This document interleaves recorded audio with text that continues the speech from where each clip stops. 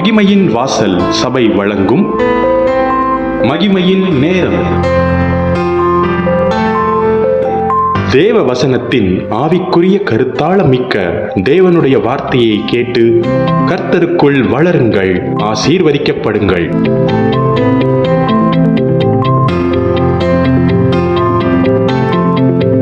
இச்செய்தியினை உங்களுக்கு வழங்குபவர் மகிமையின் வாசல் சபையினுடைய போதகர் பாஸ்டர் சங்கர் அவர்கள். கர்த்தர்தாமே உங்களை ஆசீர்வதிப்பாராக. செய்தியின் தலைப்பு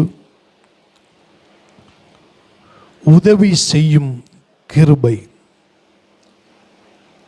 என்ற தலைப்பின் கீழே நாம் தேவனுடைய வார்த்தையை பார்க்கலாம். பழைய ஏற்பாட்டு நாட்களிலே, இன்றைக்கும் புதிய ஏற்பாட்டு நாட்களிலும் பல ஆவிக்குரிய சிங்காசனங்கள் இருக்கிறது. நெகட்டிவ் சைடு இருக்குது, தேவனுடைய சமூகத்தின் பக்கமும் இருக்கு. அப்படி ஏராளமான சிங்காசனங்கள், ஆவிக்குரிய சிங்காசனங்கள் இருக்கிறது. அவைகளில் ஒன்று என்னன்னா, கிருபையின் தேவன் வீற்றிருக்கும் சிங்காசனம். அதைத்தான் கிருபாசனம் என்று சொல்லுகிறோம். கிருபையின் தேவன் அமர்ந்திருக்கிற சிங்காசனம், அதை கிருபாசனம் என்று சொல்லுகிறோம். ஆவிக்குரிய ரீதியில் மிகுந்த வல்லமை உள்ள ஒரு தேவனுடைய சிங்காசனம் இந்த கிருபாசனம் அல்லது கிருபையின் தேவன் வீட்டிற்கும் ஆசனம், சிங்காசனம் என்று வேதம் நமக்கு அதை சொல்லுகிறது. இயேசு கிறிஸ்து வாழ்ந்த நாட்களில் இயேசு மோசேயினுடைய சிங்காசனத்தையும் குறிப்பிடுகிறார். அதே வேளையில் கிருபையின் ஆசனத்தில், சிங்காசனத்தில் வீற்றிருக்கிற தேவனையும் சொல்லுகிறார். இயேசு வாழ்ந்த நாட்களிலே மோசேயின் ஆசனமும் இருந்தது.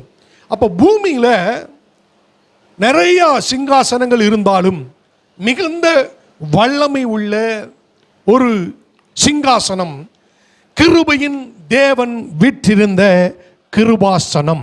அல்லேலூயா. அப்போ இந்த கிருபாசனத்தை பற்றி சில வார்த்தைகளை நாம் வேதத்திலிருந்து பார்க்கலாம். எபிரேயருக்கு நிருபம் 9ஆம் அதிகாரம் 1ஆம் வசனத்திலிருந்து நான் வாசிக்கிறேன். அன்றியும் முதலாம் உடன்படிக்கையானது ஆராதனைக்கேற்ற முறைமைகளும் பூமிக்குரிய பரிசுத்த ஸ்தலமும் உடையதாயிருந்தது. அதாவது இப்போ சொல்லுகிற எல்லாமே பரலோகத்தினுடைய நிழல் அல்லது ஜெராக்ஸ். இப்போ சொல்லுகிற எல்லாமே பரலோகத்தில் ஒன்று இருந்தது, அது மெய்யானது. அப்போ இதை குறித்து நீங்கள் இன்னும் அறியணும்னா நம்முடைய Gate of Glory Church YouTube சேனலில் பிரதான ஆசாரியர் பாகம் 1, 2 என்று இருக்கிறதை கேளுங்க. சரி, அதில் நீங்கள் கேட்டிங்கன்னா இதை குறித்த பரலோகத்தில் எப்படி இந்த தேவனுடைய ஆசரிப்பு கூடாரம் இருக்கிறது என்பதையும் நாம் கற்றுக்கொள்ளலாம். அங்கே சொல்கிறாரு, பூமியில் இருந்த அந்த ஆசரிப்பு கூடாரம் என்கிறதான தேவன் பூமியிலே ஸ்தாபித்த சிங்காசனம் இருந்த இடத்தை நாம் பார்க்கிறோம். அன்றியும் முதலாம் உடன்படிக்கையானது ஆராதனைக்கேற்ற முறைமைகளும் பூமிக்குரிய பரிசுத்த ஸ்தலமும் இருந்தது. எப்படி எனில் ஒரு கூடாரம் உண்டாக்கப்பட்டிருந்தது. அதன் முந்தின பாகத்தில் மெனோரா என்று சொன்ன ஒரே விளக்கு தண்டில் 7 அகல்கள் உள்ள ஒரு விளக்கு இருந்தது. அதைத்தான் நீங்கள் குத்து விளக்குன்னு சொல்கிறாங்க. ஒரு விளக்கு தண்டில் 7 அகல்கள் இருந்த ஒரு விளக்கு இருந்தது. அப்புறம் மேஜையும், பொன்னால் மூடப்பட்ட மேஜையும், அந்த மேஜையின் மேலே தேவ சமூகத்து அப்பங்களும் 12 அப்பங்களும் இருந்தன. இது பரிசுத்த ஸ்தலம் எனப்படும். ஸோ அங்கே ஒரு தூபபீடமும் இருந்தது. இந்த தூபபீடத்தின் அடியில் எல்லாம் சகாரியாவுக்கு கேப்ரியல் என்கிற தூதன் வெளிப்பட்டு தம்முடைய வார்த்தைகளை கொடுத்தான். இது பரிசுத்த ஸ்தலம் எனப்படும். இந்த பரிசுத்த ஸ்தலத்தை முடியும் பொழுது ஒரு மிகப்பெரிய தொங்குதிரை அல்லது திரைச்சீலை தொங்கிக் கொண்டிருக்கும். அதை கேருபீன்கள் அதில் பொறிக்கப்பட்டிருக்கும். அது அந்த பரிசுத்த ஸ்தலத்தையும் மகா பரிசுத்த ஸ்தலத்தையும் இரண்டாக பிரிக்க கூடியது. அப்புறம் சொன்னார், இரண்டாம் திரைக்குள் இதை பரிசுத்த ஸ்தலம்னு வச்சுக்கிட்டீங்களா, இந்த பரிசுத்த ஸ்தலத்தில் மெனோரா என்கிறதான ஒரு விளக்கு தண்டில் 7 அகல்கள் உள்ள முழுவதும் பொன்னாலான ஒரு விளக்கும், தேவ சமூகத்து அப்பங்கள் வைக்கிற மேஜையும் தூப பீடமும் இருக்கும். இது பரிசுத்தலம். இந்த பரிசுத்த ஸ்தலத்தின் முடிவிலே இங்கே ஒரு பெரிய திரை இருக்கும். அதை என்ன சொல்லுகிறது பாருங்க, இரண்டாம் திரைக்குள் என்று வேதம் சொல்லுகிறது. இந்த திரைக்கு பின்னால மகா பரிசுத்த ஸ்தலம் எனப்படுகிற கூடாரம் இருந்தது.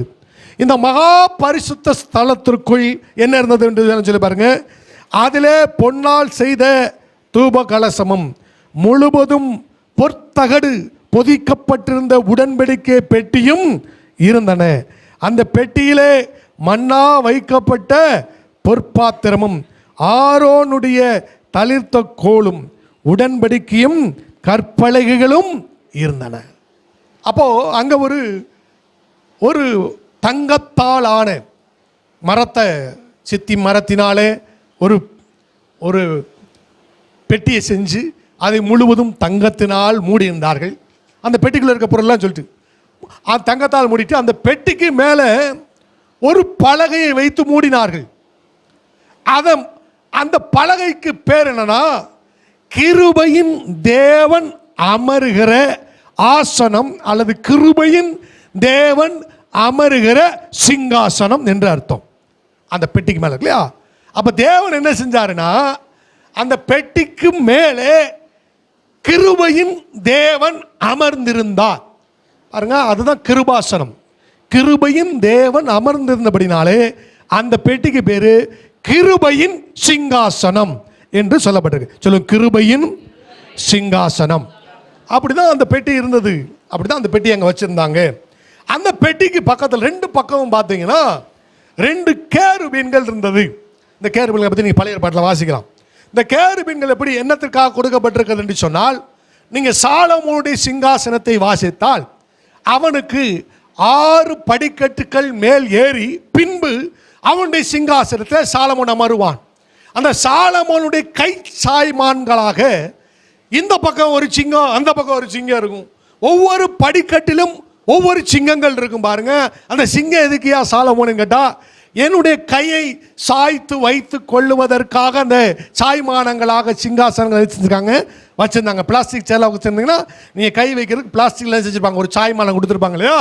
அதுபோல இயேசு அந்த கிருபையின் ஆசனத்தின் மேல் அமர்ந்து கேருபீன்களை 2 பக்கமும் கை சாய்மானங்களாக வைத்திருந்தார். ஹல்லேலூயா, ஆமென். அப்படிதான் தேவன் வச்சிருந்தார். இதுதான் கிருபாசனமாக இருந்தது என்று வேதம் சொல்லுகிறது.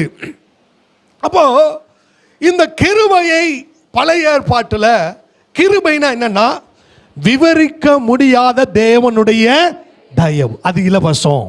சொல்லு, கிருபை என்பது விவரிக்க முடியாத தேவ தயவு. ஆமென். நீங்க ரட்சிக்கப்பட்டிருக்கீங்க, கிருபையால் ரட்சிக்கப்பட்டிருக்கீங்க. அந்த கிருபையை விளக்குங்கன்னு சொன்னா, அது தேவ தயவுப்பா, அது விவரிக்க முடியாது. நான் ரட்சிக்கப்பட்டேன், அது எதனால் என்னை ரட்சித்தார் என்பதை என்னால் விளக்க முடியாது. ஏனென்றால் அது கிருபை என்று நீங்கள் சொல்லுவீர்கள். அல்லேலூயா. அப்போ கிருபை என்பது விவரிக்க முடியாத தேவனுடைய தயவு. தேவன் அங்க என்ன சொன்னாங்க பாருங்க, அந்த கிருபை நிறைந்தவர், விவரிக்க முடியாத தேவ தயவால் நிறைந்தவர் அந்த பெட்டியின் மேலே அமர்ந்தார். ஆகையினால அந்த பெட்டிக்கு பேரு கிருபையின் சிங்காசனம். அந்த 2 கேருபீன்களும் அவருடைய கை சாய்மானங்களாக இருந்தது. இப்படிதான் மகா பரிசுத்த ஸ்தலம் என்ற ஸ்தலத்திற்குள்ளே தேவன் அமருவார். அந்த கேருபீன்கள் மத்தியில் அமர்ந்து சில வேளைகளிலே மகா பிரதான ஆசாரியரோடு பேசினார் என்று பரிசுத்த வேதம் சொல்லுகிறது.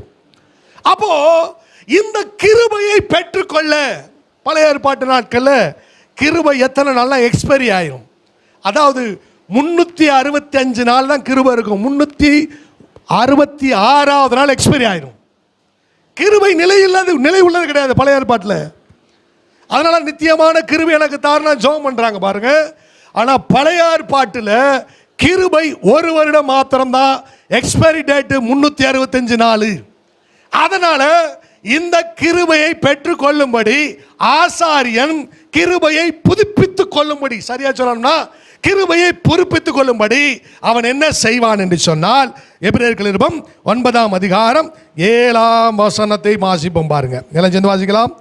இரண்டாம் கூடாரம்னா அந்த கேருபீன்கள், அந்த கிருபாசனம் பற்றி இருக்குது. அங்க இரண்டாம் கூடாரத்திலே பிரதான ஆசாரியன் மாத்திரம் வருஷத்துக்கு ஒரு தடம் இரத்தத்தோடு பிரவேசித்து அந்த இரத்தத்தை தனக்காகவும் ஜனங்களுடைய தப்பிதங்களுக்காகவும் பாருங்க, வருஷத்துக்கு ஒரு தடவை மட்டும் தான் போவான். ஏன்னா இந்த இரத்தத்தை செலுத்தி அவன் ஒரு தேவனுடைய கிருபை தனக்காகவும் ஜனங்களுக்காகவும் பெற்றுக்கொள்வான். மகா பிரதான ஆசாரியரே, நீர் பெற்றுக்கொண்ட கிருபையினுடைய எக்ஸ்பைரி எவ்வளவு? அவன் சொல்லுவான் 365 நாள், 366வது நாள் இந்த கிருபை இருக்காது.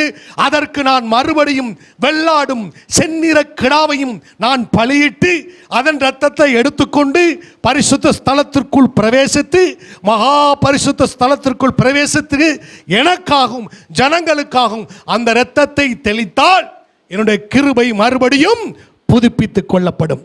யாராவது ஒருவர் இந்த அந்த பலியிடுகிற நாளிலே அங்கே இல்லை என்றால் அவன் கிருபை பெற்றுக்கொள்ளாதபடினாலே ஜனத்துக்குள் இராதபடி அறுப்புண்டு போவான் என்று பரிசுத்த வேதம் சொல்லுகிறது. ஆகையினாலே பழைய ஏற்பாட்டு கிருபை டெம்பரவரி, 365 நாட்கள் மாத்திரம்தான். ஆகையினாலே அவர்கள் மிகவும் தெளிவுள்ளவர்களாக வருஷத்திற்கு ஒரு தரம் வெள்ளாடு மற்றும் செந்நிற கிடாவை தனக்காகவும் ஜனங்களுடைய பாவங்களுக்காகவும் பலியிட்டு அந்த இரத்தத்தை எடுத்துக்கொண்டு போவான். போரான் மகா பிரதான ஆசாரியன் அவனை கர்த்தர் சொன்னார், உன் அக்கிரமங்களை சுமந்து நீ சாகாதபடிக்கு பரிசுத்த வஸ்திரங்களை உடித்துக்கொண்டு வெள்ளாட்டு கடா செந்நிற காளை ஆகிய இரத்தத்தோடு மாத்திரம் கிருபையை பெற்றுக் கொள்ளும்படி அல்லது கிருபையை புதுப்பித்துக் கொள்ளும்படி வருஷத்திற்கு ஒரு தரம் மாத்திரம் என் சன்னதிக்குள் நீ கிருபாசனம், கிருபையின் தேவன் ஆசனமாயிருக்கிற உட்கார்ந்திருக்கிற அந்த சிங்காசன தண்டை நீ வரக்கடவாய் என்று தேவகுமாரனாக இயேசு சொன்னார். அல்லேலூயா. ஜனங்களே, நீங்கள் ஆவிக்குள்ள ஒரு விழிப்புல உள்ளா இருக்கணும். அழகவனிங்க, தேவனுடைய வார்த்தை புறப்படும் பொழுது அதை பெற்றுக்கொள்வதற்கு கவனமாக இருக்கணும். ஆமென். நீங்கள் வேறு சிந்தையில் இருப்பீர்களானால் என்னில் வாயிலிருந்து புறப்படுகிற வார்த்தையை நீங்க மிஸ் பண்ணிடுவீங்க. அழகவனிங்க, இது தேவனுடைய வார்த்தை நான் சொல்லுகிறது. ஆமென். சொன்னாங்க இல்லையா, ஒரு சகோதரி வந்து நிற்கிறாங்க, அவங்களுடைய தேவை என்ன, மண்டபுள்ள வேலை வேணும். ஆனால் கர்த்தர் சொல்றாரு, உன் இருதயம் படபடத்து கொண்டு இருக்கிறது, அது இப்பொழுதே போகிறதுன்னு பேசும்போது அவர்கள் வேற மூலையில் இருக்கிறாங்க. கர்த்தர் இதை சொல்றாரு. அவங்க போய் செக் பண்ணாங்களா, 1/4 மணி நேரத்துக்கு ஒரு தடவை எனக்கு வருமே இந்த தேவனுடைய வார்த்தை இந்த மனிதன் சொல்லியிருக்காரு, நிறைவேறுமா நிறைவேறாதா செக் பண்ணி பார்த்தாங்களாம். 1/4 மணி நேரம், ஏன்னா 1/4 மணி நேரத்துக்கு அப்படி வருமா, வந்து இருதயம் அடைச்சிக்கிறோமா. சொன்னவர் இயேசு, சுகமாக்கினவர் இயேசு. ஆமென். நீங்கள் வேறே நினைவில்லாமல் இந்த வார்த்தையை கவனிப்பார்களானால் தேவனுடைய வார்த்தை புறப்படும் பொழுது அது உங்களை விடுதலையாக்கி ஆகும். ஹல்லேலூயா. கவனியுங்கள். அப்போ அவன் உள்ளே போகும் பொழுது அவன் அப்படித்தான் போவான். அந்த கிருபைகள் எக்ஸ்பைரி ஆயிரும் அல்லது ரினியூவல் பண்ணணும். அப்படிதான் பழைய ஏற்பாட்டில் வைத்திருந்தார். இதற்கு இந்த கிருபாசனம், இதனுடைய கிருபாசனத்தினுடைய நிஜம் பரலோகத்தில் இருந்தது. அல்லேலூயா. தேவனுடைய விருப்பமாக தேவன் என்ன செய்கிறார் என்பதை பார்க்கிறோம். பாருங்க, இந்த திரை தொங்கு கொண்டிருக்கிறதே பரிசுத்த ஸ்தலத்தையும் கிருபையின் தேவன் ஆசனமாயிருக்கிற சிங்காசனத்தை, கிருபையின் தேவன் அமர்ந்திருக்கிற சிங்காசனத்தை மறைத்து தொங்கிக் கொண்டிருக்கிற திரை எதை குறிக்கிறது என்று வேதம் சொல்லுகிறது. பாருங்க, எபிரேயர் நிருபம் 9ஆம் அதிகாரம் 8ஆம் வசனம். எல்லாம் சேர்ந்து வாசிக்கலாமா?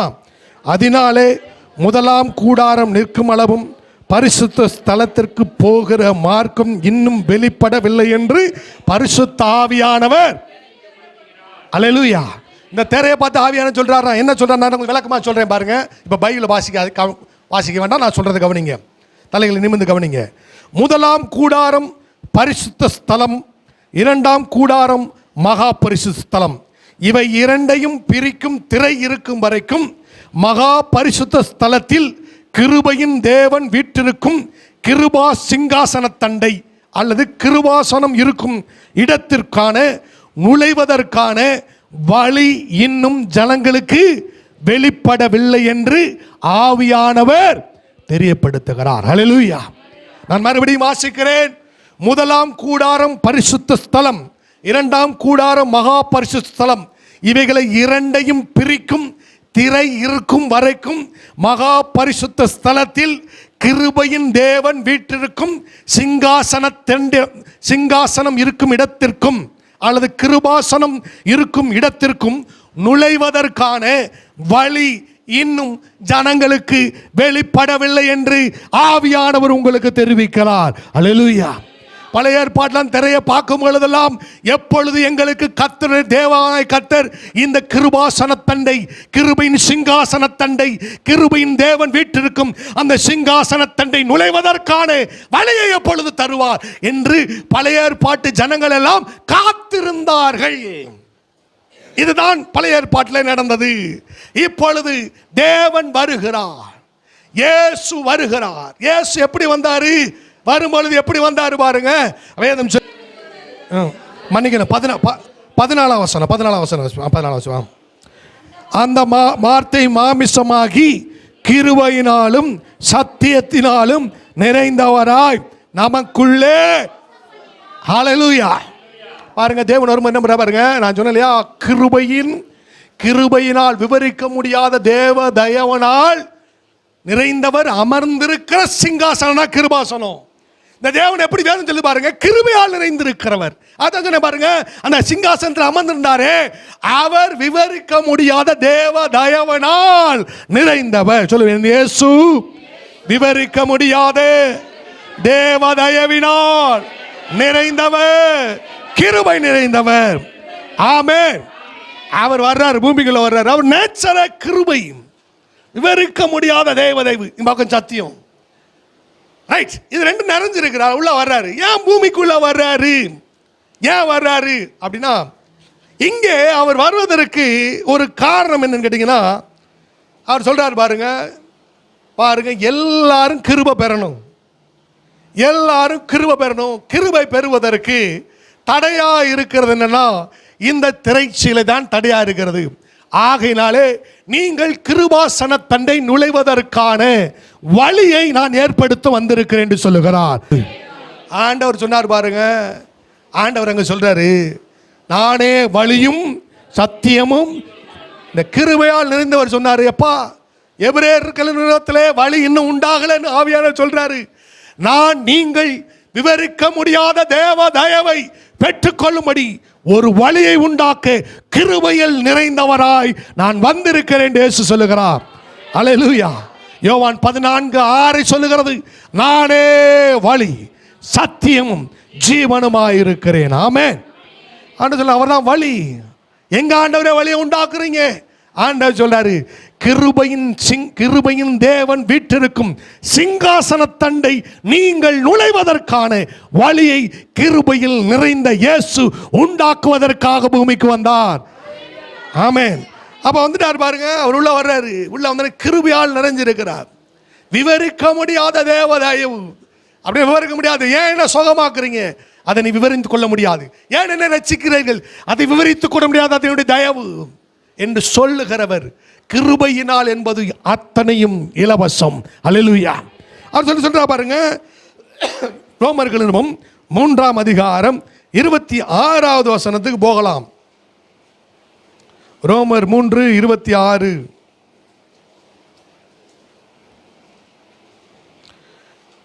ரோமர் 3:26. இயேசு கிறிஸ்துவின் இரத்தத்தை விளைஞ்சது வாசிக்கலாம். ரோமர் 3:27 சேர்ந்து வாசிக்கலாம். கிறிஸ்து இயேசுவினுடைய இரத்தத்தை பற்றும் விசுவாசத்தினாலே பலிக்கும் கிருபாதார பலியாக அவரை. ஹல்லேலூயா. தமிழ்ல ஒண்ணுதான் இப்படி ஒரு டிரான்ஸ்லேஷன் இருக்கு. கிருபைக்கு ஆதாரமாக, நிச்சயமாய் நீங்கள் கிருபையை பெற்றுக்கொள்வீர்கள் என்பது ஆதாரமாக இயேசு சிலுவையில் கிருபாதார பலியானார். சொல்லுங்க, இயேசு நிச்சயமாக நான் கிருபையை பெற்றுக்கொள்வேன் என்பதற்காக சிலுவையிலே இயேசு கிருபாதார பலியானா எனக்காக. ஆமென். நீங்க கேட்கல எனக்கு கிருபை கிடைக்குமான? பழைய ஏற்பாட்டில் உள்ள போறதற்கே பயம். அவன் போவான்னு சொல்ல அக்கிரமம் சமந்து செத்துறாதன்னு சொல்லி தான் எச்சரிப்பார். ஆசாரியன் மட்டும் போவான். ஆகினாலே அவன் அப்படித்தான் உள்ளே கடந்து போவான். இயேசு சொல்றாரு, நிச்சயமா உனக்கு கிருபை இருக்கு. கிருபைக்கு ஆதாரமாக கிருபையால் நிறைந்தவர் கிருபாதார பலியாக உங்களுக்காக சிலுவையில் இயேசு கிருபாதார பலியானார். ஹல்லேலூயா. அதனால நான் சொல்றேன், உங்க தலையின் மேலே கிருபை என்கிற கிரீடம் இருக்கிறது. ஹல்லேலூயா. ஏயா எனக்கு கிருபை இருக்குது? இயேசு கிருபாதார பலியாய் இருக்கிறார். ஆகையினால் என் மேலே, என் தலை மேலே விவரிக்க முடியாத தேவதயவு இருக்கிறது. ஆமென். அவர் கிருபையான பலியானார். பாருங்க, அவர் என்ன செஞ்சார் பாருங்க. சிலுவையில் என்ன செய்கிறார்? சிலுவையில் இயேசு மரிக்கிறார். இயேசு மரித்ததை குறித்து பல காரியங்களை நாம் தொடர்ந்து சிலுவையை குறித்து தியானிக்கிறோம். அப்போ மத்தேயு சுவிசேஷ புஸ்தகம் 27ஆம் அதிகாரத்துக்கு கடந்து செல்வோம். மத்தேயு 27 50வது வசனம். இப்போ இயேசு என்ன செய்கிறாரு சிலுவையில்? 50வது வசனம் வாசிப்போமா? இயேசு மறுபடியும் மகா சத்தமாய் கூப்பிட்டு விட்டார், ஆவியை விட்டார், கிருபாதார பலியாயிட்டார். அந்த மரிச்ச சகுனத்தில் என்ன நடந்ததுன்னு அடுத்த வசனம் சொல்லுது. என்ன சொல்ல பாருங்க. அப்பொழுது தேவாலயத்தின் திரைச்சீலை மேல் தொடங்கி கீழ் வரைக்கும் இரண்டாக கிழிந்து. நல்லா கவனிங்க. பூமியில் ரொம்ப பவர்ஃபுல்லான ஸ்பிரிச்சுவல் ஆவிக்குரிய ஒரு சிங்காசனம் கேட்டிங்கன்னா அது கிருபாசனம் தான் பழைய ஏற்பாட்டு நாட்களில். இயேசு பலியாகும் பொழுது என்ன நடக்குதுன்னா கிழிக்கப்படுகிறது. இந்த பரிசுத்த ஸ்தலத்தையும் மகா பரிசுத்த ஸ்தலத்திற்கும் வழி இல்லை என்ற ஆவியானவர் சொன்னாரே. ஆண்டவர் ஆவியானவர் சொல்றாரு, வழி உண்டாக்கப்பட்டிருக்கிறது என்பதை காண்பிப்பதற்காக திரைச்சீலை மேல என்ன செய்து கிழிந்தது. அதோட நிப்பாட்டிட்டு தப்பு. அது மாத்திரம் இல்லை, அங்க மட்டும் அது தேவ மாதிரி சொன்ன சிறுசை மட்டும் கிளியல. அடுத்த வருஷம் வாசிக்க மேல இருந்து கீழாக இரண்டாக சூப்பர் நேச்சுரல் என்ன செய்யுது? அந்த திரை என்னது கிழியுது. எத்தனை வருஷ காலம் கிளியாம இந்த திரைச்சீலை 1000 ஆண்டுகளுக்கு மேலாக இருந்த அந்த திரைச்சீலை என்ன செய்யுது? கிழிகிறது. ரைட். அப்புறம் சொல்லுது, பூமி பாருங்க, திரைச்சீலுடைய முடிவு பூமியில தொட்டுக்கிட்டு இருக்கு. திரைச்சீலை வெட்டின தூதன் பூமியை அடிக்கிறான். பூமி அடிச்சா பூமி என்ன செய்யுது? அதிருது. அப்புறம் சொல்ல பாருங்க, பூமி அதிர்ந்த உடனே கண்மலை பிறந்தது. அங்க மேல இருந்து திரைச்சீலை மட்டும் கிளியலைங்க, கண்மலைகள் என்ன செஞ்சிருச்சு? பிளந்து. எத்தனை கண்மலை வெடிச்சதோ தெரியல, ஆனா எல்லா கண்மலைகள் என்ன செஞ்சிச்சு? வெடிச்சு. அடுத்து பாருங்க, அடுத்து கல்லறைகளும் அங்க ஆரம்பிச்சவன் தேவதூதன் அவன் அந்த திரைச்சீலை வெட்டின பூமி அடிக்கிறான், பூமி அதிருது, கண்மலை பிளக்குது, கல்லறை இருந்துச்சு. கல்லறை நீங்க நினைக்குமா நேற்று கட்டின கல்லறை இல்லைங்க, இது பல 1000 ஆண்டுகளுக்கு முன்பாக கட்டப்பட்ட கல்லறை. ஒருவேளை அது மோசையின் கல்லறை, மோசை கல்லறை தெரியாம போச்சு, ஓகே, ஆபிரகாம் கல்லறையா இருக்கலாம், அல்லது ஏதோ ஒரு பரிசுத்தவானுடைய எசேக்கியேலுடைய கல்லறையா இருக்கலாம். ஏதோ ஒரு கல்லறை 1000 ஆண்டுகளுக்கு முன்பான கல்லறைகளும் என்ன செஞ்சிச்சு? திறந்தது. அப்படிதான் போட்டு போயிருப்பாங்க. அதனால் நம்ம அது திறந்தனா பிளந்துருச்சு, அவ்வளோதான். அப்புறம் பாருங்க, நித்திரை அடைந்திருந்த அநேக பரிசுத்தவான்கள் எழுந்தாங்க. நித்திரை அந்த பரிசுத்தம் எப்படி எழுந்திருந்தாங்க? இந்த நித்திரை அந்த பரிசுத்தவான்கள் எங்க இருந்தாங்கன்னா பரதேசில இருந்தாங்க. பூமியின் தாழ்விடங்களாகிய பரதேசில இருந்தாங்க. தேவதூதன் அந்த திரைச்சீலையிலிருந்து பரதேசி வரைக்கும் ஒரு வழியை உண்டாக்குறான். ஏன் நல்லா கவனிங்க, திரைச்சீலை கிழிச்சது மாத்திரமல்ல, அவன் அடிக்கும் பொழுது திரைச்சீலை கிழிக்கும் போது இயேசு கிறிஸ்து கிருபாதார பலியானபடினாலே பழைய ஏற்பாட்டு பரிசுத்தவான்கள் எல்லாம் பூமியின் தாழ்விடங்களிலே பாதாளத்தின் வாசல்கள் 5ல் 1 பரதேசி இருந்தது. அந்த பரதேசி எங்க இருந்தது? பூமியின் தாழ்விடங்களிலே இருந்தது. அவர்களும் தப்பித்து அந்த இடத்திலிருந்து தப்பித்து வருவதற்கான வழி இல்லாதிருந்தார்கள். அப்ப தேவன் என்ன செஞ்சானா, நீங்க இந்த செய்தியை நீங்க வந்து பாதாளத்தின் வாசல் நீங்க கேட்டிருக்கலாம் இல்லையா? அதுல தேவன் மரித்த உடனே அவங்களுக்கும் என்னுடைய கிருவை போட்டுன்னு சொல்லி கத்த சொல்லிட்டாரு. ஆகையினால திரைச்சிலை மேலிருந்து கீழாக ரெண்டா கிழிஞ்சது மாத்திரமல்ல, கண்மலைகள் பிளந்தது, கல்லறைகள் திறந்தன. திறந்த உடனே அந்த வழி, அந்த பிளக்கப்பட்ட வழி இருக்குதே, அது எங்க வரைக்கும் போச்சுன்னா பரதேசி வரைக்கும் என்ன செஞ்சிச்சு போச்சு. இயேசு மரித்த உடனே அந்த புதிய வழியாக இயேசு பரதேசிக்குள் சென்றார். ஹல்லேலூயா.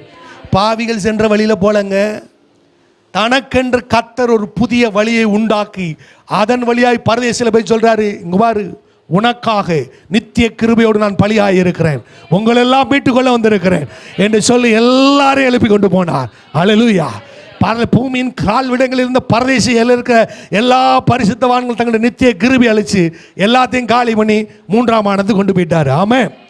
அப்போ முதல் என்ன நடந்துச்சுன்னா, பரதேசி வரைக்கும் ஒரு வழி என்ன செஞ்சாரு, இயேசு உண்டாக்கினார். அதனால சொன்னார், இயேசு நானே வழியும் சத்தியமும் ஜீவனுமாறு. இது வந்து திருச்சிலையிலிருந்து பூமியின் கீழ் வரைக்கும் நடந்தது. ஓகே, வானத்தில் என்ன நடந்தது? இயேசு சிலுவிலே தன்னை கிருபாதார பலியாக ஒப்பு கொடுக்கும் பொழுது என்ன நடந்தது என்பதை நம்ம என்ன செய்யலாம், பார்க்கலாம். நல்லா கவனிங்க. வானத்தில் நடந்தது மத்தேயு 27 அதிகாரம் 44 வசனம். மத்தேயு 27:44. இதெல்லாம் ஏதோ சும்மா ஆவியானவர் பொழுது போல நீங்கள் வாசின்னு எழுதி வைக்கல, இவைகள் சத்தியமானவைகள். ஹல்லேலூயா. 27:44. நான் பூமியின் கீழே நடந்தது சொல்கிறேன், இப்போ வானத்தில் நடந்தது சொல்கிறேன். வானத்தில் வந்து 27:44.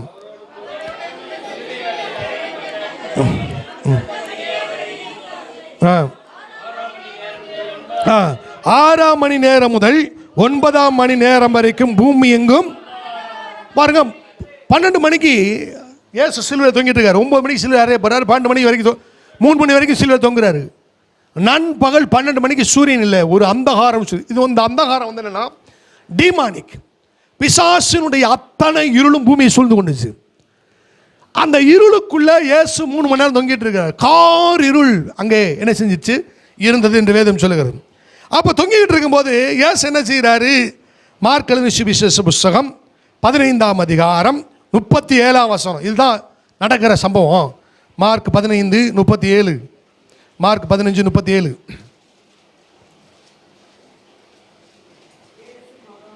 இல்லை சேர்ந்து வாசிப்போம். இயேசு மகா சத்தமா என்ன செஞ்சார்? இயேசு மகா சத்தமாய் கூப்பிட்டு ஜீவனை, அவர் ஜீவனை விடும்போது அங்கே இருள் இருந்துச்சு. நல்லா கவனிங்க. 12ஆம் மணி நேரத்திலிருந்து 12 மணிலிருந்து மதியம் 3 மணி வரைக்கும் கார், 3ஆம் மணி வேளத்தில் நேரம் தான் அவர் ஜீவனை விடுறாரு. ஜீவனை விடுற காரில் இருக்கு. இவர் நல்லா கவனிங்க, அவர் ஜீவன் என்ன செய்யறாரு, விடுறாரு. வேதம் சொல்லுது பாருங்க. யோவான் எழுதின சுவிசேஷ புஸ்தகம் 1 அதிகாரம் 4ஆம் வசனம். நல்லா கவனிங்க, ஒவ்வொரு வசனத்தையும் அப்படியே ஒன்றோடு ஒன்று சேர்த்து கொண்டே வாருங்கள். யோவான் எழுதின சுவிசேஷ புஸ்தகம் 1ஆம் அதிகாரம் 4ஆம் வசனம். அவருக்குள் அந்த ஜீவன் பிரகாசிக்கிறது, இருளானது அதை. நல்லா கவனிங்க, அந்த இருள் இருந்துச்சுல, அவர் ஜீவனை விட்டார் பாருங்க. அவருக்குள் இருக்கிற ஜீவன் அந்த 3 மணி வேலை வரைக்கும் இருந்த இருளை அது கிழித்து கொண்டு வெளியேறியது. அல்லேலூயா. பாருங்க, அங்கதான் பிசாசுடைய அத்தனை கிரியைகளும் அவர் கிழிச்சிட்டாரு. வானத்தில் முதல் சொன்ன இருளை கிழிச்சாரு பாருங்க. எல்லாம் ஓடி ஒளிஞ்சிருச்சு. அவர் ஜீவன் வெளியே வந்த உடனே அந்த இருள் என்ன செஞ்சிருச்சு, கிழிக்கப்பட்டது.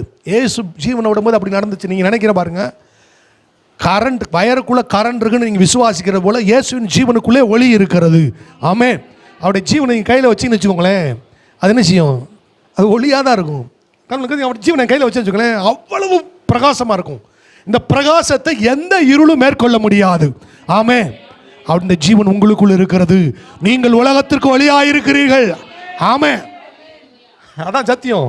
அப்போ அதை வந்து அதை செய்கிறாரு. அந்த ஜீவன் வெளியே வந்து நேச்சராக வந்து ஒளி தான் அவரு. அந்த ஜீவன் வெளியே விட்டா பாருங்க, மகா சத்தமாய் கூப்பிட்டுட்டா பாருங்க, பூமியை சொத்தி இருந்தது பாருங்க அந்த இருள் அப்படின்றக்குள்ள ஒரு வெளிச்சம். எல்லாம் எங்கடா வந்தது? சூரிய வெளிச்சத்தை காட்டிலும் அதிக பிரகாசமாகி இது அவர் ஜீவனிலிருந்து வந்தது. ஆமென். எல்லா பிசாசுகளும் அவ்வளவுதான், அதனுடைய வல்லமைகள் எல்லாம் உரிந்து கொள்ளப்பட்டு அவைகள் தோற்கடிக்கப்பட்டது. இது வானத்தில் நடந்தது. ஆமென். அது மாத்திரம் இல்லை பாருங்க, ஏசு என்ன செய்றாரு? மரித்து 3ஆம் நாள் உயிரோடு எழும்புகிறார். 3ஆம் நாள் உயிரோடு எழும்புனப்படுறதுக்கு முன் அந்த வெளியே வரும் பொழுது பரலோகத்தில் வானத்தில் ஒரு காரியத்தை செய்கிறார். வாசிக்கலாம். எபிரேயர் நிருபம் 4ஆம் அதிகாரம் 14வது வசனம். எபிரேயர் 4:14. எபிரேயர் 4:14 எல்லாம் சேர்ந்து வாசிக்கலாம். வானங்களின் வழியாய், போதும், என்ன போட்டிருக்கு? வானங்களின், வானத்தின் வழியாக போட்டுக்க, வானங்களின் வழியாக போட்டுக்க. பாருங்க, இதுக்கு முன்னால வானத்தில் வழியே இல்லை. வானத்தில் என்ன இல்லை? நான் முதல்ல சின்ன திரைச்சிலிருந்து பாதாளத்தில் இருக்கிற பரதேசிக்கு பாவிகள் வழியிலாம் போகணும். இயேசு அந்த பரதேசிக்கு ஒரு நீதியின் வழியை ஏற்படுத்தி அந்த நீதியின் வழியில பரதேசிக்கு போனாரு. செத்த உடனே அங்கே தான் போனாரு. இப்ப சொல்றாரு வானங்களின், சொல்ல, வானங்களின் வழியாய். இந்த வான மண்டலத்தில் இருக்க பிசாசு இருக்கு பாருங்க, அது ஒரு பரிசுத்தவாண்ட ஜெபத்திற்கும் பதிலுக்கு வழியும் விடாது, மேலே இருந்து கீழே வர தூதர்களுக்கும் வழி விடாது. ஏனென்றால் அவைகளின் ஆதிக்கத்தில் இருந்தது, இருக்குன்னு சொல்லல, இருந்தது. அப்ப ஏசு என்ன செய்றார் பாருங்க, ஏய், நான் சிலுவையில் கிருபாதார பலியாய் உண்டாயிருக்கிறேன், கிருபை ஆதாரமாய் பலியாயிருக்கிறேன். என்னுடைய பிள்ளைகளுக்கு விவரிக்க முடியாத தேவ தயவு உண்டாகும்படியாக தேவன் என்ன செய்றாருமா, 7 வானத்திலும் ஒரு புதிய வழியை உங்களுக்காக உண்டாக்கினார். ஆமென். அவர் சொல்ல பாருங்க, அந்த வசனம் பாருங்க, வாசிக்கலாம். 4:14 வாசிக்கலாம். வானங்களின் வழியாய் பரலோகத்திற்கு போன குமாரனாக இயேசு. போதும், சொல்லிக்கலாம். பரலோகத்துக்கு போன இயேசு கிறிஸ்துன்னு சொல்லிருக்காருல்ல ஆவியான. இல்ல ஆவியான தான் சொல்றாரு வழி உண்டாயிருக்கப்பா. அங்க சொல்றாரு வழியே இல்லைன்னு சொல்றாரு. இப்ப சொல்றாரு வழி உண்டாயிருக்கிறது. உன் ஜெபங்கள் மேலே போவதும் பதில்கள் கீழே வருவதும் இயேசு கிறிஸ்துவின் நாமத்தினால் ஒரு வழி உண்டாயிருக்கிறது. வானங்களின் வழியா 7 வானங்களை கடந்து அந்த வழி எப்படி பண்ணுமா, படிப்படி வழி தெரியுமா? ரொம்ப லகுவானது. பழைய ஏற்பாட்டில் இருக்க பரிசுத்தவான்கள் சுழல் காற்றில் போனாங்க பரலோகத்துக்கு. இயேசு கிறிஸ்து மேகத்தில் போனார். என்ன தெரியுமா அர்த்தம்? இப்போ உண்டாயிருக்க வழி மேகம் போல ரொம்ப லைட்டான வழி. ஆமென். லகுவான வழி. ஆமென் அப்படின்னு சொல்றாரு. அதுதான் மேகத்தின் மேலே கடந்து போறாரு. தேவன் எதை எல்லாமே யதார்த்தமாக செய்யல பாருங்க, எல்லாம் கச்சிதமாக ஞானம் அர்த்தம் உள்ளவைகளாக இயேசு செய்கிறார். அந்த வழி வந்து பாருங்க சுழல் காற்றில் போல சுத்திட்டு போல பாருங்க. சுழல் காற்று என்ன தெரியுமா? சுழல் காற்று என்ன தெரியுமா பாருங்க, டொர்னடோ சுழல் காற்றுகள் அமெரிக்காவில் வீசுது. சுழல் காற்று தான் வீடு, டிராக்டரு எல்லாத்தையும் உள்ள அள்ளி போட்டுக்கிறோம். சுத்தும் பாருங்க, சுத்துனா அவளை ஐயோப்பா ஏண்டா வந்து சின்னுவான்.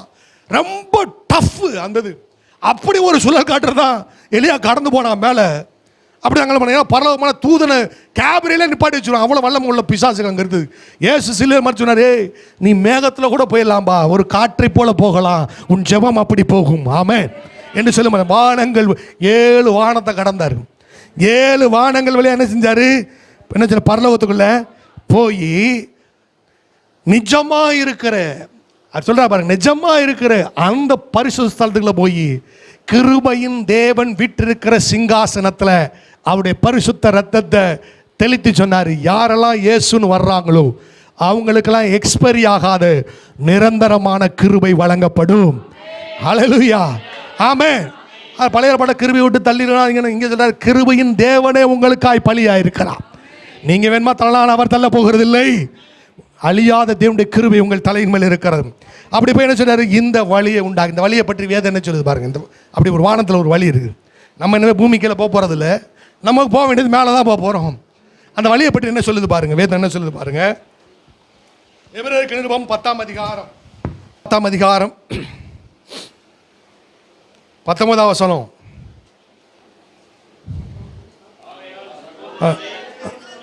பரிசுத்த ஸ்தலத்தில் பிரவேசிப்பதற்கு இயேசுவா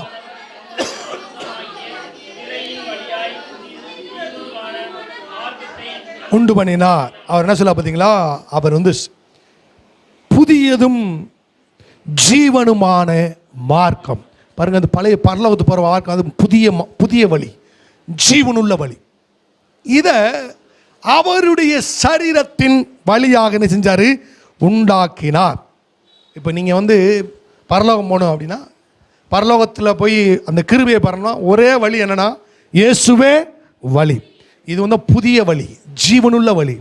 நீங்கள் அதில் போகும்போது இந்த தேவனுடைய அந்த தேவன் உண்டாயிருக்கிற அந்த புதிய வழியா பாருங்கள், என்ன போட்டுருக்கு பாருங்க, நம்மளாம் வச்சுக்க பாருங்க. 10-19 நான் வாசிக்கிறேன், நீங்கள் கவனிங்க. ஆகையால் சகோதரரே, பிரதான ஆசாரியன் பரிசுத்த ஸ்தலத்தில் பிரவேசிப்பதற்கு இயேசுவானவர் தமது மாமிசமாகிய திரையின் வழியாய் புதிதும் ஜீவனுமான மார்க்கத்தை நமக்கு உண்டு பண்ணினார். அல்லேலூயா. என்ன அல்லேலூயான்றீங்க எல்லாரும்? நான் அப்படியே வாசியேன் நான் எங்கே இருக்கீங்க? நான் அப்படியே போட்டுருக்கேன், அப்படியே வாசியேன் அல்லேலூயான்றீங்க. அப்புறம் வாசிக்கிறேன், மறுபடியும் வாசிக்கிறேன், நல்லா கவனிங்க. ஆகையால் சகோதரரே, மகா பிரதான ஆசாரியன் பரிசுத்த ஸ்தலத்தில் பிரவேசிப்பதற்கு இயேசுவானவர் தமது மாமிசமாகிய திரையின் வழியாய் புதிதும் ஜீவனுமான வழியை நமக்காய் உண்டு பண்ணினார். அல்லேலூயா. அப்படியா போட்டிருக்கு? என்ன போட்டிருக்கு? ஆகையால் சகோதரரே நாம், என்ன போட்டிருக்கு? நாம்னு போட்டிருக்கு. இப்போ இப்படி வாசிக்கணும், ஆகையால் சகோதரனாகிய நான், சகோதரி ஆகிய நான். சொல்ல, ஆகையால் சகோதர சகோதரியாகிய நான் பரிசுத்த ஸ்தலத்தில் பிரவேசிப்பதற்கு இயேசுவானவர் தமது மாமிசமாகிய திரையின் வழியாய் புதிதும் ஜீவனுமான மார்க்கத்தை நமக்கு உண்டு பண்ணினார். அல்லேலூயா. அங்க பிரதான ஆசாரிய மாத்த தான் போக முடியும். இங்க சொல்றாரு, நீ போலாம்பான்றாரு. நான் அப்படின்றாரு. நாம் என்ன சொல்றாரு பாருங்க, பிரதான ஆசாரியனே இல்லை, பிரதான ஆசாரியன் இருக்கான் பாருங்க. ஏசுட்ட கேட்குறான், நீ உன்னதமான தேவனுடைய குமாரனாகிய ஏசு கிறிஸ்துவான்னு கேட்ட உடனே ஏன் சொல்ற? ஆமா ஆண்டோடனே அவன் சொல்லாம மகா பரிசுத்த வஸ்திரத்தை உடுத்திருந்தான். ஐயோ தேவதூஷணத்தை கேட்டேன்னு சொல்லிட்டு தன்னுடைய வஸ்திரத்தை கிழிச்சிட்டான் பாருங்க. என்ன செஞ்சிட்டான்? கிழிச்சிட்டான். ஏசு சொன்னாரு, கிழிச்சிட்டியா? இதோட உன் மகா பிரதான ஆசாரியருடைய ஊழியம் முடிவுக்கு வருகிறது. அல்லேலூயா. ஏசு சொல்றாரு, நான் அந்த ஊழியத்தை தொடர போறேன்டா. இனிமே பூமிக்குரிய ஆசரிப்பு ஊழியமே என்ன கிடையாது. அவன் கிளிக்கிற சாதாரண அதெல்லாம் முற்று பெறுகிறதற்கான அடையாளமாகவே தெரியப்பட்டிருக்குது. அவன் கிழிச்ச கத்தருக்கு ஏசு சொன்னாரு, நீ கிழிச்சிட்டேன்லப்பா, வசனம் சொல்லிச்சாலும் முற்றுக்கு வருகிறது. ஏசு மகா பிரதான ஆசாரியராக நமக்காக கிருபாசனத்தண்டை நுழைந்திருக்கிறார். ஆமென் சொல்லிட்டு சொல்றாரு பாருங்க. ஏசு உள்ள போனா சொன்னாரு, நீங்க எல்லாம் என்ன செய்யலாமா? இந்த கிருபாசனத்தண்டை நுழையலாம். எப்படி நுழையலாம்? எபிரேயர் நிருபம் 4ஆம் அதிகாரம் 16ஆம் வசனம். இன்றைய செய்தியின் தலைப்பு என்னது? உதவி செய்தியின் தலைப்பு என்னது? காலையில் என்ன சாப்பிட்டீங்க? கரெக்டாக வந்துடும். இன்னைக்கு தலைப்பு என்னது? ஆமாம், உதவி செய்யும். எபிரேயர் நிருபம் 4ஆம் அதிகாரம் 16வது வசனத்தை எல்லாம் சேர்ந்து வாசிக்கலாம். ஆகையால் இரக்கத்தை பெறவும் ஏற்ற சமயத்தில் உதவி செய்யும் கிருபையை அடையவும் தைரியமாய், அப்படி வாசிக்கிறேன் பாருங்க. நீங்கள் இரக்கத்தை பெறவும் ஏற்ற சமயத்தில் உதவி செய்யும் கிருபையை அடையவும் தைரியமாய் கிருபையின் தேவன் வீற்றிருக்கிற சிங்காசனத்தண்டை சேர கடவோம். அல்லேலூயா. நீங்க எப்போ வேணாலும் அந்த கிருபா, பரலோகத்தில் பல சிங்காசனங்கள் இருக்கிறது. ஆனா பாருங்க, தேவ பிள்ளைகள் இந்த கிருபையின் தேவன் வீற்றிருக்கிற ஆசனத்தில், அந்த சிங்காசனத்தில் போய், ஆண்டவரே எனக்கு உதவி செய்யும், இந்த சூழ்நிலையில எனக்கு உதவி செய்யும் கிருபையை தாரும் என்று கேட்கிறவர்கள் வெகு சிலர். ஆனா தேவனுடைய ராஜாவாக வீட்டிருக்காரு, அங்க போறாங்க. அவர்கிட்ட போய் என்ன கேட்கிறாங்க தெரியுமா?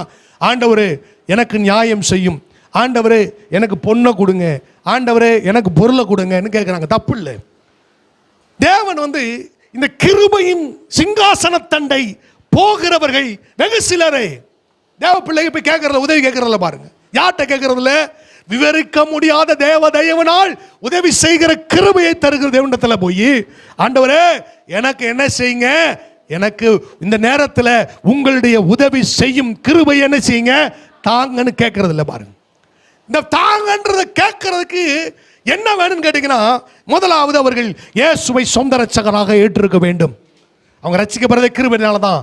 ஆனாலும் நீங்கள் உங்கள் வாழ்வில் சில சூழ்நிலைகளிலே பிரச்சனைகள் மத்தியில் அது உங்களால் இயலாத பொழுது தேவனுடைய உதவி செய்யும் கிருபையை நாட நீங்கள் முழங்கால் படியிட்டு முதலாவது என்ன செய்யணும்னா, இயேசுவின் இரத்தம் எனக்காக சிந்தப்பட்டிருக்கிறது என்று நீங்கள் உங்கள் வாயினால் அறிக்கை செய்ய வேண்டும்.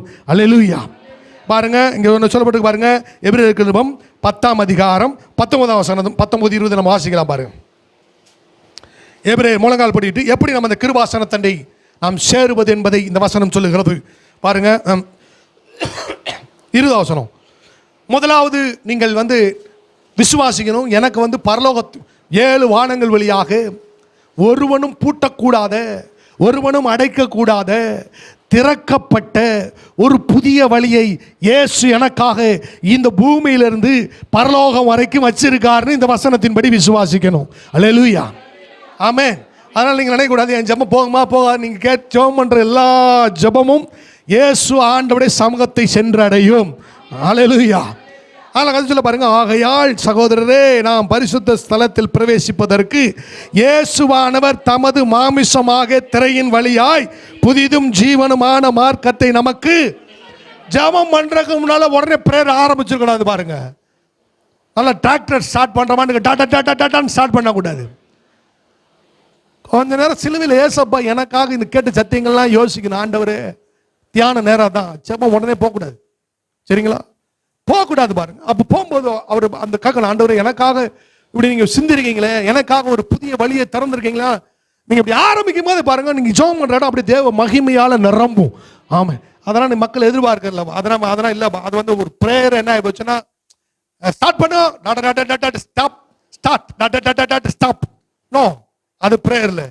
ப்ரேயர்னா என்னன்னு கேட்டீங்கன்னு வச்சுக்கோங்களேன், ப்ரேயர்னா ஆன்சர் வரணும், அதான் ப்ரேயர். அல்லேலூயா. ப்ரேயர்னா ஆன்சர் வரணும், ஒன் வே கிடையாது. ப்ரேயர்னா ஆன்சர் வரணும், அதான் சத்தியம். ஆமென். அப்ப ஆண்டவர் சொல்றா பாருங்க, அப்ப தியானம் பண்ணு, எனக்காக இயேசு என்ன செஞ்சிருக்காரு, அவருடைய சரீரத்தை கிழிச்சு பரலோகத்துக்கு போறதற்கு 7 வானங்கள் வழியாக புதிய ஜீவனுள்ள வழியை எனக்கு உண்டாயிருக்காருன்னு ஆவியானவனுக்கு சொல்லுகிறார். ஆமென். இந்த வழியாய் நான் ஜெபத்தில் பரலோகத்திற்கு போகலாம் என்று நீங்கள் முதலாவது என்ன செய்யணும், தியானிச்சு அறிக்கை பண்ணணும். சொல்ல பாருங்க, அடுத்த 20ஆம் வசனம். அந்த வழியின் வழியாய் பிரவேசிப்பதற்கு அவருடைய இரத்தத்தினால் நமக்கு தைரியம். ஆமென். அவன் நான் கிருபாசனம் தேவன், அந்த தேவன் போறதற்கு எனக்கு என்ன தகுதி இருக்கிறாங்க, இயேசு சிந்தின குற்றமில்லாத இயேசுவின் ரத்தம் எனக்கு இருக்கிறது. ஆகையினால் என்ன செய்யணும், கிருபாசனத்தண்டை வருகிறேன் என்று சொல்லி நீங்கள் முதலாவது உங்களுக்காக சிலுவையிலே தன்னுடைய சரீரத்தை கிழித்து புதிய வழியை உண்டாக்கின அந்த இயேசுவின் வழியாக அவருடைய ரத்தத்தை எடுத்துக்கொண்டு போனீங்கன்னா, பரலோகத்தில் கேருபீன்கள் சூழ்ந்திருக்கிற, கேருபீன்களை கை சாய்மானங்களாய் வைத்திருக்கிற கிருபையின் தேவன் வீற்றிருக்கிற சிங்காசன தண்டவை நிற்கும் போது பிதாவாகிய தேவன் கேட்டாரு, எந்த தைரியத்தில் நீ வந்திருக்கேன்னு. நீங்க நான் காலையிலிருந்து சாப்பிடாம வந்திருக்கேன்னா கிருபை கிடையாது, போ. நான் 40 நாள் உபவாசம் இருக்கிறேன், உன் ஜெபத்துக்கு பதிலே வராது, போ. நான் உபவாசம் எல்லாம் தப்பு சொல்றேன். நான் சரியாக என்னுடைய பரிசுத்தத்தை நம்பி வந்திருக்கிறேன், உன் ஜெபத்துக்கு பதிலே வராது, போன்றார். என்ன தைரியத்தில் வந்திருக்கிறாய்? இயேசு சிந்தின இரத்தத்தினால் வந்திருக்கிறேன் பிதாவே அப்படி சொன்ன ஏன் சங்க அப்பீராயிரோ, என் ரத்தத்தை பற்றும் தைரியத்தினாலே வந்திருக்கிறான். நாம உபாசம் தேவை, பரிசுத்தம் தேவை, எல்லாம் உண்மைதான். ஆனா போமா பிதா சொல்ல, இந்த ரத்தத்தை வச்சு என்ன செய்ய போற, இந்த ரத்தத்தை உங்களுக்கு முன்பாக தெளிக்கிறேன். கிருபையின் தேவனே, சிங்காசனத்தில் வீற்றிருக்கிறவரே, நல்லா கவனிங்க. உமது கிருபைய இந்த இக்கட்டான சூழ்நிலைகளிலே எனக்கு தேவை என்று சொன்ன உடனே பிதாவாக தேவன் நினைச்சுவானா, ஹோ பெற்றுக்கொள் என்று சொல்லும் பொழுது உங்களை சுற்றி ஒரு அக்கினிமயமான பந்து உண்டாயிருக்கும். ஹல்லேலூயா. அந்த அக்கினி பந்திற்கு தான் கிருபை என்று பெயர். ஆமென். ஞானமுள்ளவர்கள் பாக்கியவான்கள், இந்த வார்த்தையை சுகந்தரிக்கிறவர்கள் பாக்கியவான்கள். ஆமென். ஹல்லேலூயா. ஆமென். Thank you Father. ஆவிக்குரியவர்களாய் இருப்பீர்களானால் இது தேவனுடைய வார்த்தை என்று அறிவீர்கள். அந்த அக்கினி உங்களை சுற்றி இருக்கும் பாருங்க, அதற்கு பேர் விவரிக்க முடியாத தயவு. ஹல்லேலூயா. நான் பிசாசுகளை துரத்தும் பொழுதும் வியாதிகளை கடிந்து கொள்ளும் பொழுதும் நான் சொல்லுவேன், வியாதியே பிசாசே, இந்த பெற்றிருக்கிற அந்த கிருபையை தாண்டி நீ என்னை தொட முடியாது. அந்த அக்கினி வலயத்திற்குள் நான் இருக்கிறேன். அதுவே கிரேட்டர் கிரேஸ். ஹalleluya. ஆமென், ஆமென். அதுவே கிருபை.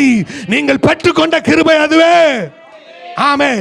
நீங்க தேவ சமூகத்தில் அமர்ந்திராம உங்களை சுற்றி இருக்கிற அக்கினிமயமான உதவி செய்யும் கிருபையை பெறாமல் நீங்கள் யாராவது ஒரு பிரச்சனையை நீங்கள் டீல் பண்ணீங்கன்னா அந்த பிரச்சனை உங்களை அஃபெக்ட் பண்ணும். அந்த பிரச்சனை உங்களை மனதளவிலே பாதிக்கும். அந்த பிரச்சனை உங்கள் சரீரத்தை பாதிக்கும். அந்த பிரச்சனை உங்கள் வருமானத்தை பாதிக்கும். கர்த்தர் சொல்றாரு, என் கிருபையை நீ பெற்றுக்கொண்டா இந்த கிருபை உங்களுக்கு உதவி செய்யும். ஆமென். யாராவது வரும்பொழுது முதலாவது உங்களை சுற்றி இருக்கிற அக்கினிமயமான அந்த கிருபை அவன் தொடணும். ஆமென். அவருடைய கிருபையின் பிரசன்னத்தினாலே பர்வதங்களும் மெழுகாக உருகி போகும். ஹalleluya. நான் சொல்றேன் பாருங்க, தேவ பிள்ளைகளை, நீங்க எவ்வளவு பெரிய ஆளு அது முக்கியம் கிடையாது. எவ்வளவாக தேவ கிருபையை நீங்கள் சுதந்திரித்திருக்கிறீர்கள். நீங்க முதல்ல தேவ கிருபை எதுக்காக கேட்பீங்க தெரியுமா? அது சொல்றேன் பாருங்க. உங்க குடும்ப பிரச்சனை, ஆண்டவரே குடும்ப பிரச்சனையில உங்களுடைய கிருபை உதவி செய்யட்டும் ஆண்டவரே. பாருங்க, தேவ பிள்ளை வரும்போது நான் நிற்பாங்க. அவங்க காரியம் என்ன எதுவுமே தெரியாது, எனக்கு தெரியாது. ஆனால் அவங்க லிஸ்ட் வைப்பாங்க. ஆண்டவர் அதனால் தாண்டி வேற ஒன்று பேசுவார். அவருக்கு தெரியுங்க உங்களுடைய பிரச்சனைகள் எது என்பது அவருக்கு என்ன செய்யும் தெரியும். ஆமென். நல்லா கவனிங்க. அப்படி பேசும்போது பாருங்க, அந்த பிரச்சனைகள்லாம் முடிவு வரும். நீங்கள் எதை கேட்கணும்னா தேவ சமூகத்தில் உதவி நீங்கள் என்ன கேட்பீங்கன்னா, எனக்கு கொஞ்சம் கடன் இருக்குது, கடன் தீர்ந்தா இந்த உதவி செய்யும் கிருபை கிடைச்சா நல்லா இருக்கும். கர்த்தர் வாயே திறக்க மாட்டார் இல்லையா? பாருங்க, கர்த்தர் இந்த ஒரு வீட்டு பிரச்சனை இருக்குதுங்க, இந்த பிரச்சனைக்காக கர்த்தர் உதவி செய்தால் நல்லா இருக்கணும். நீங்கள் என்ன கேட்கணும் நான் சொல்லித்தரேன் உங்களுக்கு. உங்கள் ஆடுகளின் நிலையை நன்றாக நான் சொல்கிறேன். தேவ சமூகத்தில் கேட்கணும், ஏசப்பா உங்க உதவி செய்யும் கிருபையை தாங்க, என் வாய்க்கு காவல் வையுங்க. அல்லேலூயா. ஆமென். இந்த வாயை காக்கிற கிருபையை நீங்க கேட்டீங்கன்னா நரகம் உங்க வாழ்க்கையில பிரவேசிக்காது. அல்லேலூயா. இது யாரா கேட்பீங்களா? இதெல்லாம் யாரு பாசு கேட்பா? காது வலிச்சவங்க மாட்டோம், கையிச்சவங்க மாட்டோம். இந்த வாயை கொஞ்சம் காக்கணும் ஆண்டவரே, உதவி செய்யுங்க நீங்க கேட்டீங்கன்னா கர்த்தர் சொல்லுவாரு, ஆவிக்குரிய ரீதியில கேட்கிறேன், மகளே நீ கிருபையும் வச்சுக்கோ, நீ என்னிடத்துல கேட்காத ஐஸ்வர்யத்தை உனக்கு தர்றேன்னு சொல்லுவார். ஆமென். அல்லேலூயா. தேவ பிள்ளைகள் எதை முக்கியத்துவம் பண்ணுகிறாங்க பாருங்க. இவ்வளோ பெரிய காரியங்களை ஜெபலிஸ்ட் கொண்டுருவாங்க. ஆனால் ஆண்டவர் அதெல்லாம் விட்டு வேற என்ன பேச, ஆண்டவர் சொல்ல இதெல்லாம் தூக்கி போடுறா, இப்போ தேவை இதுதான் அப்படின்னு ஆண்டவர் அறிவார். ஆமென். ஞான அறிவுள்ள இருந்தால் என்ன கேட்பீங்கன்னா, ஆவிக்குரிய காரியங்களுக்கு கேட்பீங்க. ஆண்டவரே இயேசுவே இதுக்காக நீங்கள் ஜெபம் பண்ணுறீங்க, இன்ஜினை காலில் ஸ்டார்ட் பண்ணிடுவீங்க, டடக்குன்னு ஸ்டார்ட் பண்ணிவிட்டு டான் டிராக்டர் ஓடி முடிஞ்சோடனே டிராக்டர் என்ன செஞ்சிடும் ஆஃப் ஆயிரும். கத்தில் என்ன இன்னும் கத்த சொல்ல, என்ன இந்த காரிய தேசமாக சொல்ல, என்ன நம்ம முக்கியமான ஆவிக்குரிய காரியத்தை கேட்கலையே. அதான் தேவன். முதலாவது தேவனுடைய காரியங்களை தேடுங்கள். வேதம் சொல்லுகிறது பாருங்க, மேலானவைகளையே பரலோகத்தில் உள்ளவர்களை நாடுங்க. அப்படி நாடுங்க, அதான் பிளஸட். ஆமே. நல்லா கவனிங்க. அப்போ ஆண்டவர் சொல்ல, நீங்கள் கிருபையை பெற போகிறீங்களா? பதில் வேணுமா உங்களுக்கு? அப்போ நீங்கள் கேளுங்க. லார்ட், உங்களுடைய characters very very very important. உங்களுடைய சுவாபம் அதை கேளுங்க. ஆண்டவரே எனக்கு இந்த உதவி செய்யும் கிருபை கொடுங்க அப்படின்னு நீங்கள் கேட்டு அதை அர்ப்பணிச்சிங்க. நான் சொல்கிறேன், உங்களுக்கு இருக்கிற பிரச்சனைகள் எல்லாம் தானாக அந்த கிருபை புதிய வழியை உண்டாக்கி தரும். ஹல்லேலூயா. ஆமென். நல்லா கவனிங்க. ஒரு பெரிய ஒரு மிகப்பெரிய ஐஸ்வர்யான வீட்டுக்கு என்னை கூப்பிட்டு போனாங்க. சொத்து பிரச்சனை இருக்குது பாஸ்டர், நீங்கள் வீட்டுக்கு வரணும். அவர் 6 அடி இருக்கார், 150 கிலோ வெயிட் இருக்கார். நான் அவருக்கு முன்னாடி சின்ன பையன் போல் இருக்கிறேன். நான் போனோடனே அவர் சொல்கிறார், அவங்க மனைவி சொல்கிறாங்க, 4 பிள்ளைகள், பணப்பிரச்சனை ஏராளம், கொஞ்சம் ஜோம் பண்ணுங்களேன், தயவுசெய்து ஜோம் பண்ணுங்க. நான் அவர் கையை பிடிச்சேன். சொன்னார், பாம்புன்னு சொல்லுவேன், ஸ்னேக்குன்னு சொல்லுன்னு சொன்னார். நான் ஸ்னேக், அவன் கூட்டு போனது பொருளாதார ஆசீர்வாதத்துக்கு. நான் சொன்னேன் ஸ்னேக்ன்றேன். அந்த தலையை அடிக்க பின்னாடியே போகிறார். நான் மட்டும் தப்பாக சொல்லியிருந்தேன்னு வச்சுக்கோங்க, என்னை முகத்திலே குத்திருப்பார். ஒரு குத்தா நான் எந்திரிக்கவே மாட்டேன். ஆமாம் ஆமாம் ஆமாம் ஆமாம் ஆமாம் பின்னாடியே போகிறார். நான் கேட்டேன், என்ன சொல்கிறான்னு. ஒன்றுமில்லை பாஸ்டர், ஒரு கிறிஸ்தவர், ஒன்றுமில்லை பாஸ்டர், என்னுடைய ஆஃபீஸில் எல்லா பக்கமும் பாம்பு படத்தை மாட்டி வச்சுருப்பேன் பாஸ்டர்னு. நான் சொன்னேன், பாம்பு விழுங்கிருச்சு உங்களை, கவனமாக இருங்க. நீங்கள் எதற்காக நீங்கள் மூவ் பண்ணும்போது ஸ்பிரிச்சுவல் காரணங்களை ஆவியானவர் அறிவார். ஆமென். அதுதான் பாருங்க, இந்த வசனம் எப்பயுமே ஆவிக்குரிய காரியங்களை ரிவீல் பண்ணும்போது அதுலேருந்து நீங்கள் வெளிப்பட்டீங்கன்னா சகல விதமான நன்மைகளும் உங்களுக்கு கிருபையாய் கொடுக்கப்படும். ஆமென்.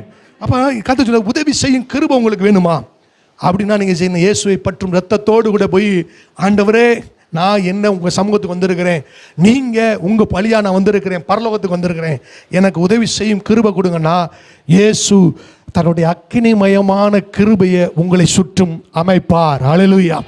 நல்லா புரிஞ்சுக்கோங்க. ஒவ்வொரு தேவ பிள்ளைகளுடைய வாழ்க்கையிலும் நீங்கள் ஒவ்வொரு முறையும் நீங்கள் கிருபையை கேட்கும்போது அந்த அக்கினிமயமான பந்து உங்களை சுற்றி விழுந்துகிட்டே இருக்கும். உங்கள் கண்கள் திறக்கப்படுமானால் இதுவே சத்தியம் என்று சொல்லுகிறேன். கிருபை எப்படி இருக்குன்னு கேட்டிங்கன்னா அது அக்கினிமயமான பந்தாக இருக்கும். நல்லா கவனிங்க. இதிலிருந்து பிசாசு உங்களை வெளியே எடுக்க முடியாது. பிசாசு அதை தாண்டி தொட முடியாது. பிசாசுடைய கிரிகள் தொட முடியாது. அது தொடரணும்னு சொன்னால் பிசாசுக்கு அர்த்தப்படுத்தின வல்லமை இல்லை. நீங்கள் ஒவ்வொருவரும் கிருபை சூழ்ந்திருக்கிறது. சொல்லும், என்னை தேவனுடைய கிருபை சூழ்ந்திருக்கிறது, புதிய கிருபைகளினாலே சூழ்ந்திருக்கிறேன். ஒவ்வொரு நாள் நீங்கள் கேட்கலாம். கிருபை கொடுக்கும், சத்தியம் காக்கும். நல்லா கவனிக்கணும். கிருபை இலவசமாக கொடுக்கும், சத்தியம் உங்களை காக்கும். கிருபை உங்களை சுகமாக்கும், சத்தியம் இனி பாவம் செய்யாதேன்னு சொல்லும். கிருபையை பெற்றுக்கொண்டு சத்தியத்தை கை கொள்ளலைன்னா கிருபை போயிடும். தேவன் இழக்க மாட்டார், அது லூஸ் ஆயிரும். அதோட நேச்சர் அப்படி. அதனால் கர்த்தர் கிருபையினாலும் சத்தியத்தினாலும் நிறைந்தவராய் இருக்கிறார். தேவ பிள்ளைகள் ரொம்ப சுகத்துக்காக வருவாங்க, சில சுகத்தை இழந்துருவாங்க. பாருங்க, நான் சொல்லுவேன், இல்லை நீங்கள் உங்கள் வாழ்க்கை இயேசுக்கு ஒப்பு கொடுங்க, இயேசுக்குள்ளே நில்லுங்க, சுகம் நிச்சயம். வாக்கு கொடுப்பாங்க, இயேசுக்காக நான் வாழ்றேன்னு. சுகம் திரும்ப ஒரு சுகம் நிலைச்சு நிற்கும். கிருபை இலவசமாய் கொடுக்கும், சத்தியம் அதை நிலைநிற்க பண்ணும். சொல்லு, கிருபை இலவசமாய் சுகத்தை, பலத்தை, ஆசீர்வாதத்தை, பணத்தை எல்லாவற்றையும் தரும். நான் சத்தியத்தை கை கொள்ளுவது அந்த கிருபையை நிலைத்திருக்க பண்ணுவேன். ஆமென். ஆகையால்தான் இயேசு கிருபையினாலும் சத்தியத்தினாலும் நிறைந்தவராக இருக்கிறார். ஒரு சிலர் கிருபையை பிடிச்சுக்கிறாங்க, ஒரு சிலர் சத்தியத்தை பிடிச்சுக்கிறாங்க. நான் சொல்றேன், மகிமையின் வாசல் சபையே, கிருபையும் சத்தியம் உங்களுடையதே. ஹல்லேலூயா. ஒரு கையில கிருபை, இன்னொரு கையில சத்தியம். நான் சொல்றேன், உங்களை போல ஆசீர்வதிக்கப்பட்ட ஆளு ஒருவரும் இல்லை. ஆமென். அல்லது காலவழிகளே, தேவனுடைய சமூகத்திலே நீங்கள் உதவி செய்யும் கிருபையை பெற்றுக்கொள்ள வந்திருக்கிறீர்கள். ஆமென். அதுதான் கர்த்தருடைய காரம். நாளில் பாருங்க, தேவாவியானவர் சொல்றாரு, இனி உங்களை கிருபையின் மேல் கிருபை உங்களுக்கு உண்டாகும். ஆமென். யோவான் சுவிசேஷ புத்தகம், மன்னிக்கணும், யோவான் சுவிசேஷ புத்தகம் முதல் அதிகாரம், யோவான் சுவிசேஷ புத்தகம் முதல் அதிகாரம் 16வது வசனம். எல்லாம் சேர்ந்து வாசிக்கலாம். அவருடைய பரிபூரணத்தினாலே நாம் எல்லாரும் கிருபையின் மேல். ஆமென். நீங்க கிருபை மேல கிருபை பெற்றுக்கிட்டே போகலாம். ஆமென். எதுல பெருகணுமா? கிருபையில பெருங்க, சத்தியத்தில் நிலைத்திருங்க. நீங்கள் தான் உலகத்தில் ஆசீர்வதிக்கப்பட்டவர்கள். ஆண்டவர் சொல்றார், நீங்க கிருபையின் மேல கிருபை. எப்போ வேணாலும் போய் தேவனுடைய கிருபை கேட்கலாம். ஆண்டவர், இந்த பிரச்சனையில் எனக்கு கிருபை உதவி செய்யினா உடனே தேவன் இலவசமாய் விவரிக்க முடியாத தேவ தயவு நிச்சயம் உங்களுக்கு கிருபை அளிக்கும். ஒரு தடவை மட்டும் கிருபை கிடையாது, கிருபையின் மேல் கிருபை. சொல்லும், கிருபையின் மேலே கிருபை. கிருபையை பெற்றுக்கொள்ளுவேன், சத்தியத்தை கை கொண்டு அந்த கிருபையிலே நிலைத்திருப்பேன். ஆமென். அதனால கவனிங்க, சத்தியத்தை கை கொள்ளுவது தான் கிருபை நிலைத்திருக்க பண்ணும். சத்தியத்தை கை கொள்ளலாம், கிருபை போயிடும். கிருபைக்குள்ள ரட்சிப்பு இருக்கிறது, கிருபைக்குள்ள ஆசீர்வாதங்கள் இருக்கிறது, கிருபைக்குள்ள சுகம் இருக்கிறது, விடுதலை இருக்கிறது, எல்லாம் கிருபைக்குள்ள இருக்கிறது. இந்த கிருபையை கர்த்தர் இலவசமாய் உங்களுக்கு தரும் பொழுது நீங்கள் சத்தியத்தை கேட்டு கை கொள்ளும்போது கிருபை கூட வரும். இந்த கிருபை பெருகும், கிருபையின் மேல் கிருபை பெறுவீர்கள். அந்த கிருபை உங்களை மேன்மைப்படுத்தும். ஆமென். ஆனால் அதே வேளையில் நீங்கள் சத்தியத்தை கை கொள்ள வேண்டும். அதில் கிருபையும் சத்தியத்திலும் நீங்கள் நடப்பீர்கள். ஆனால் நான் உங்களை வாழ்த்துகிறேன், இயேசுவின் நாமத்திலே நீங்கள் கிருபையின் மேல் கிருபை பெறுவீர்கள். நீங்கள் ஆசீர்வதிக்கப்பட்டவர்கள். தேவனுடைய கிருபை அக்கினிமய பந்தாய் போல் உங்களை சுற்றி இருக்கிறது. ஆமென். ஹல்லேலூயா. எல்லாம் எளிமையாக இருக்கலாம். இந்த வார்த்தைகளுக்காக நன்றி சொல்லி கர்த்தரை துதிக்கலாம்.